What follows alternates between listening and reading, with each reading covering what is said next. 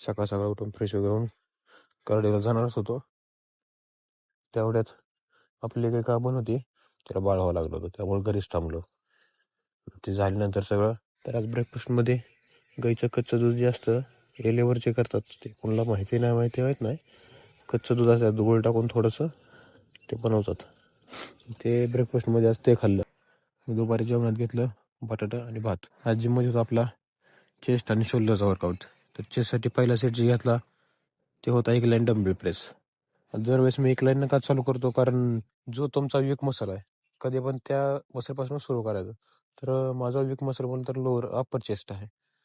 तर मी कुठली ज्यावेळेस चेस्टची पहिली एक्सरसाइज घेताना अप्पर चेस्टची एक्सरसाइज घेतो.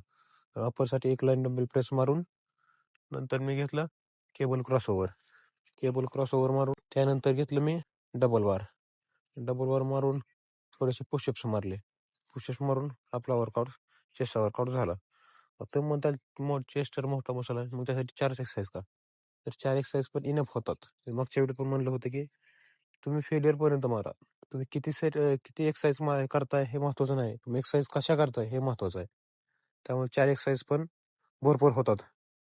मग आपल्यानंतर झाला शोल्डरचा वर्कआउट. मग शोल्डरसाठी पहिला सेट जे घेतला ते होता लॅटरल रेस, त्यानंतर डंबल प्रेस आणि त्यानंतर रिव्हर्स केबल मारली. आज आपण असं करून आपला शोल्डरचा वर्कआउट पण संपला. थोडीशी पोजिंग करून आज घरी येऊन जेवणात आपण खाल्ला सोयाबीन आणि भात. तर असं करून तर आजचा दिवस आपला इथं संपला. राम राम मंडळी, भेटू उद्या.